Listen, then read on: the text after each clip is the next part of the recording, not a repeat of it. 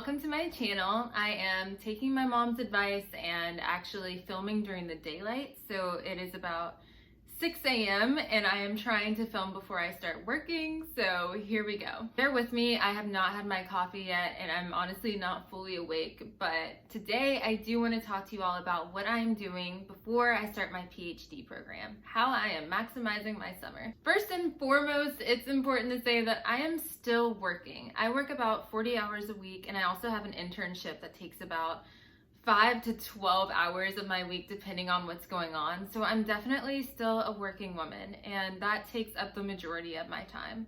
My job is in research and that's really awesome. I love working there and I didn't want to stop because one, I need money, and two, I really wanted to see my projects follow through.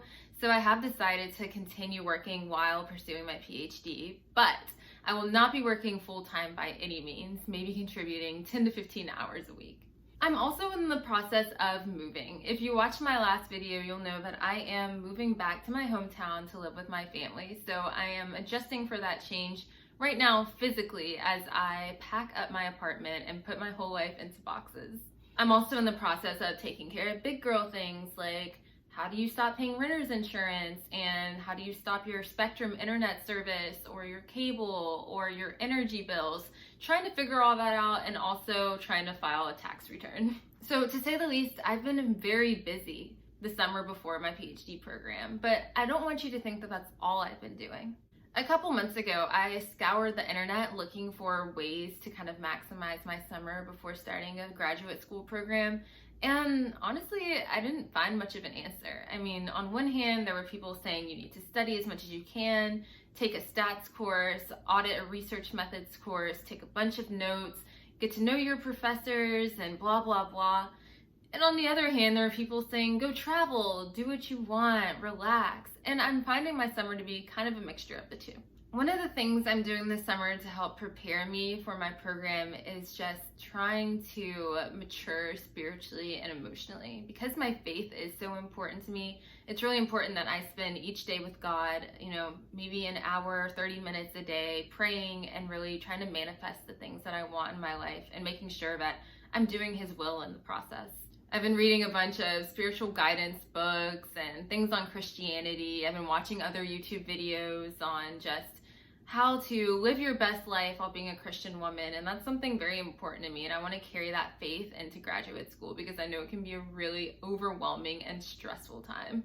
I'm also preparing emotionally for the change because for me, at first it was dealing with the emotions of going to New York City from a small town and just being so overwhelmed by the life and the brilliance of that city, but now I'm emotionally preparing to move back in with my parents. And although it's completely different than moving to NYC, it definitely has the same steps of adjustment because I still have to deal with a lot of changes, like living with other people and having to clean up other messes that aren't mine and dealing with my mom and dad, still thinking that I am 17. So those things that I'm definitely gonna have to get used to.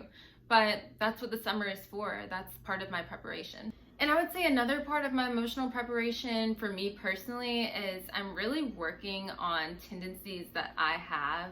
One is imposter syndrome and my inferiority complex. So just learning that, I am enough, trying to teach myself that I'm completely capable of doing this work, that I got in for a reason, and really trying to beat down that inner critic. The other thing I'm preparing myself for is rejection and criticism, which I know happens a lot in graduate school. One of my best friends is in a graduate program in clinical psychology at Houston, and she has been so supportive in helping me just understand what graduate school is going to look like and how to best prepare myself for the type of work that I'll be having and the types of people that I'll encounter and just the situations. So she's been really helpful in also helping me emotionally prepare, and it's been nice having someone to talk to about the process. And speaking of talking to people, I've also talked to my mentors a lot, trying to get feedback on how I can improve in a professional setting and in a research setting. So I've been doing a lot of kind of self-help and self-care, really trying to get myself to the best place I can be mentally, emotionally, spiritually, physically working on it. So, but trying to be the best that I can be so that when I enter my graduate program, I'm ready to take it on. Another fun thing I've been doing is just working on personal projects, and especially my science development and science branding. I've really been trying to be more active on Twitter and Facebook and LinkedIn, just trying to get myself out there, get my ideas out there, let people know, hey, this is who I am. I don't have much clout right now. I don't have much behind my name, but these are my interests. Networking a little bit, really trying to get myself out there so that when the time comes that I do have some publications or I'm doing a presentation, people at least have heard of me. And also just networking with other people so that they know that if an opportunity arises in health disparities or in counseling psychology, that I might be someone who's interested. I'm trying to be very intentional about my time. So even starting this YouTube channel was a part of my preparation for starting a program. It's like, okay, yeah, I want to start from the very beginning, what it's been like to apply to PhD programs, to get in, to start, and then hopefully to finish. So this has been a huge part in my own branding. The next thing I've been doing applies to both people who are staying in their hometowns or in their current communities and those who are moving, is getting involved in the community. And I know it sounds kind of weird because it's like, why would you make all these networks when you're about to start a really intensive program? But to me, it made perfect sense. I want to use my degree and leverage it so that I can make big changes in the community, especially grassroots level. So for me, making relationships in the community, getting involved in volunteering, whether it's Meals on Wheels or in the school system, or just interacting with people on social media who are organizing or protesting, that sort of thing, so that I'm really plugged into what's going on around me. And I think that's especially important if you are moving and you're in a new city. It's really cool to see your surroundings and to know what's going on around you so that you can find ways to best help. I've also been challenging myself to grow intellectually outside of my field of study. So I've been journaling and reading about things that have absolutely nothing to do with counseling psychology. I mean, from quantum physics, which I don't understand, to reading mystery and sci-fi novels. I'm really just trying to go completely outside of what my program is because I know that I'm about to be thrust into it. I think it's really important to use this downtime to explore because you don't know when you're gonna get downtime again.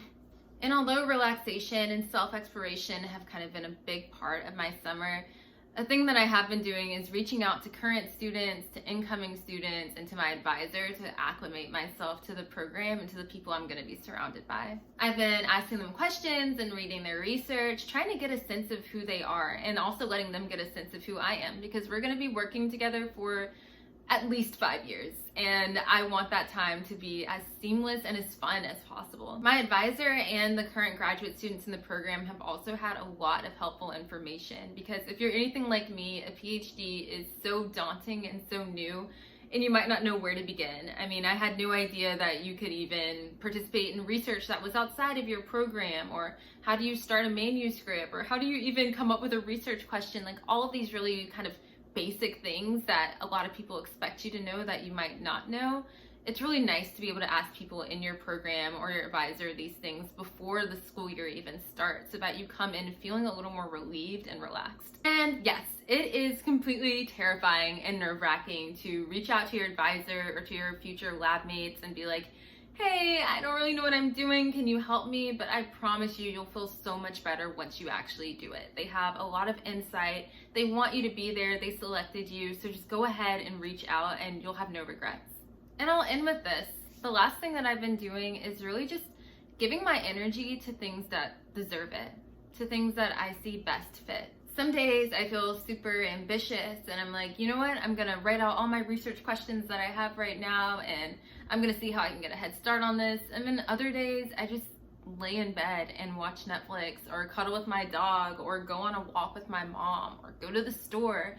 I'm giving my energy to things that suit me in the moment, and I'm not stressing, I'm not anxious over not producing enough or not being prepared enough. I'm just trying to relax, because truthfully, the PhD program is going to be extremely daunting. It's going to be extremely demanding. And the last thing I need right now is demands from myself. So I am just trying to give myself as much care and as much self-compassion as I can during this time. And I'm also celebrating. I mean, I'm celebrating the fact that I got into a program and that I get to start this journey, and that although it doesn't look exactly how I wanted it to, I'm still there, and God has a reason for doing this. You know, he has purpose in this, and he's not going to let this time go to waste. So if you're wondering how to spend your summer before you start a graduate program, keep your priorities straight, you know? Do what you feel like doing is best for you in each moment and in each day, and take everything day by day, because it will change, your mood will change, your situation and circumstances will change, and all you have to do is just lead by faith. Thanks for watching, everyone. Make sure to subscribe and comment how you are spending your summer before you start your PhD or graduate school program.